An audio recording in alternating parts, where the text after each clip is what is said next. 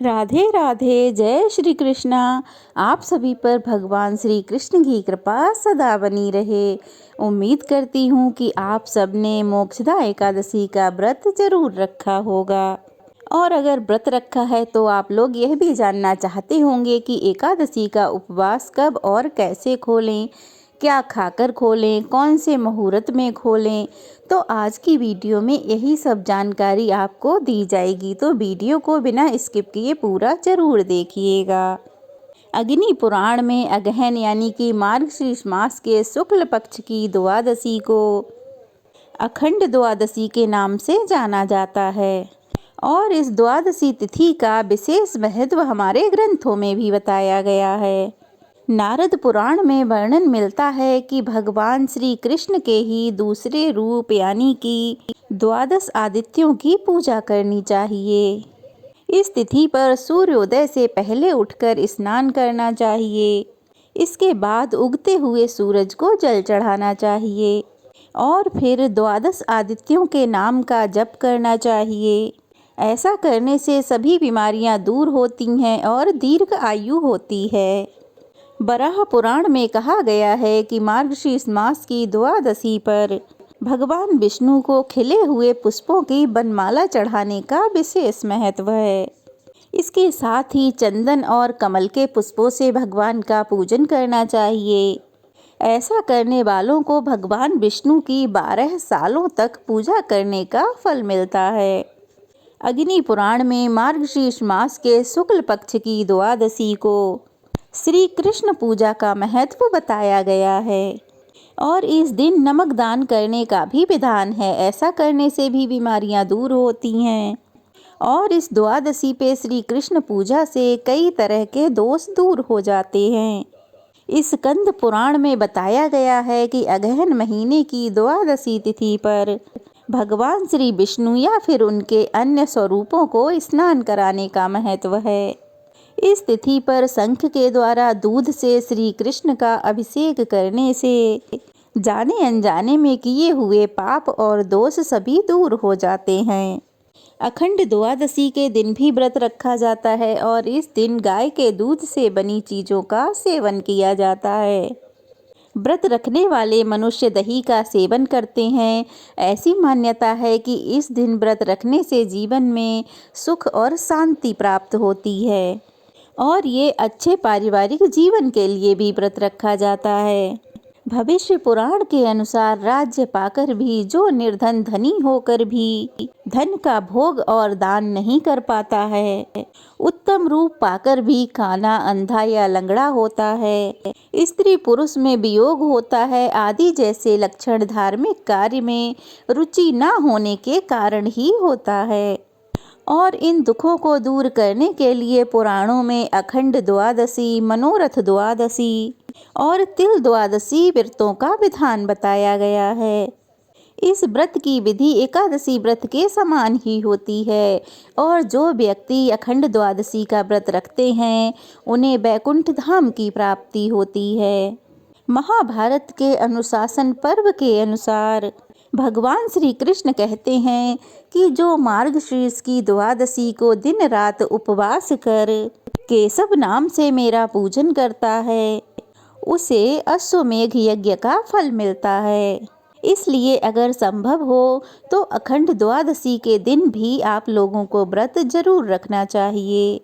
इस व्रत में आप एक समय फलाहार कर सकते हैं या फिर शाम की पूजा करने के बाद सात्विक भोजन भी ग्रहण कर सकते हैं।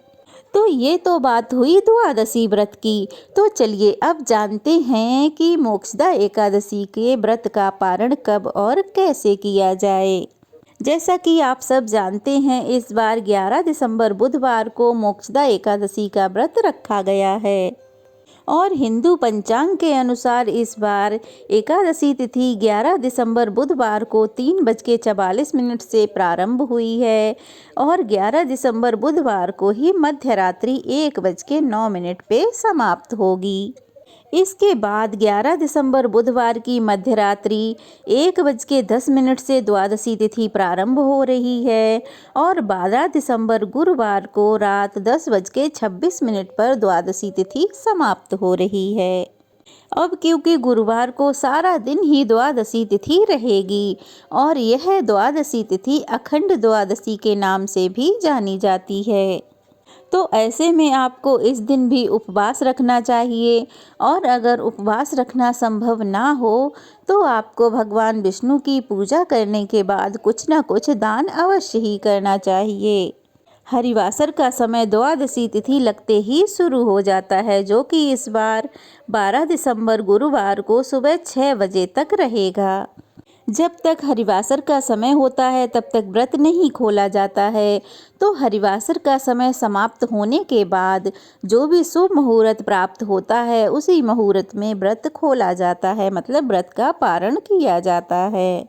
12 दिसंबर गुरुवार को सूर्योदय होगा सुबह 7:03 पर, सूर्यास्त होगा शाम 5:38 पर, ब्रह्म मुहूर्त रहेगा सुबह 5:26 से 6:14 तक, परिग योग रहेगा दोपहर 3:22 तक, बाद में शिव योग प्रारंभ हो जाएगा। ये दोनों ही योग अपने आप में बहुत ही शुभ फल देने वाले हैं। इन दोनों ही योगों में आप कोई भी कार्य कर सकते हैं। इस बार अश्विनी और भरणी नक्षत्र का शुभ संयोग भी इस बार बन रहा है। अश्विनी नक्षत्र रहेगा सुबह 9:52 तक और बाद में भरणी योग प्रारंभ हो जाएगा। अभिजीत मुहूर्त रहेगा सुबह 11:59 से 12:41 तक। राहु काल रहेगा दोपहर 1:30 बजे से 3 बजे तक, जो कि अशुभ मुहूर्त होता है। एकादशी उपवास खोलने का यानी कि व्रत पारण करने का जो शुभ मुहूर्त है वो रहेगा 12 दिसंबर गुरुवार को सुबह 7:04 से लेकर 9:09 तक। अब क्योंकि एकादशी का उपवास सूर्योदय के बाद ही खोला जाता है, तो आप इस समय का विशेष ध्यान रखें। और अगर आप किसी कारणवश इस समय में व्रत ना खोल पाएँ तो आप दोपहर के 1 बजे से 3 बजे के बीच में भी अपना व्रत खोल सकते हैं, क्योंकि सारा दिन ही द्वादशी तिथि रहेगी। साल भर में कुल 24 एकादशी होती हैं और इन 24 एकादशियों में भगवान विष्णु को अलग अलग 24 भोग अर्पित किए जाते हैं। वैसे तो आप हर एकादशी को अलग अलग भोग भगवान को अर्पित कर सकते हैं। अगर ऐसा करना संभव ना हो, हर किसी के लिए संभव नहीं होता है, तो हर महीने के हर पक्ष का जो एक विशेष भोग है वो आप भगवान को समर्पित कर सकते हैं। जैसे कि इस बार मार्गशीर्ष मास के शुक्ल पक्ष की एकादशी को भगवान विष्णु को तिल और गुड़ का भोग लगाया जाता है, तो आप यह पवित्र भोग भगवान को अर्पित करें और इसे भोग को स्वयं भी ग्रहण करके अपने व्रत का पारण करें। ध्यान रहे कि भगवान के भोग में तुलसी पत्र जरूर रखें। तुलसी पत्र के साथ ही आप आंवला भी रख सकते हैं, क्योंकि आंवला भी भगवान विष्णु को अत्यंत प्रिय है। द्वादशी तिथि को जैसी भी आपकी श्रद्धा हो उस प्रकार से दान दक्षिणा दे सकते हैं और अपने द्वारा रखे गए व्रत को भगवान को स्वीकार करने का आग्रह करें। अगर आप अपने द्वारा रखे गए व्रत का पुण्य किसी पितर को देना चाहते हों या किसी अन्य को दान में देना चाहते हों, तो उसके लिए भी भगवान से प्रार्थना करें।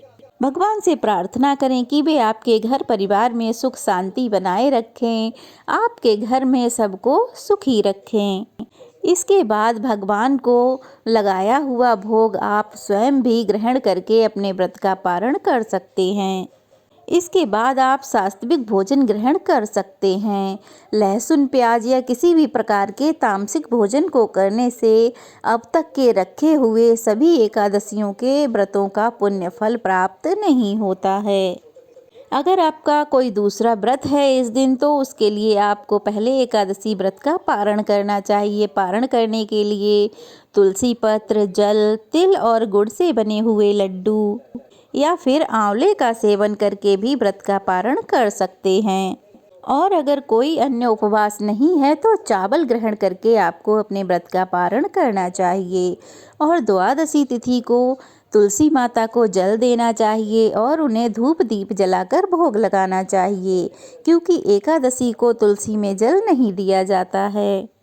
श्री तुलसी चालीसा का पाठ करें और तुलसी जी की कथा का श्रवण भी करना चाहिए, क्योंकि जो भी तुलसी माता की सेवा और पूजा करता है उन पर भगवान विष्णु और माता लक्ष्मी जी की सदा कृपा बनी रहती है।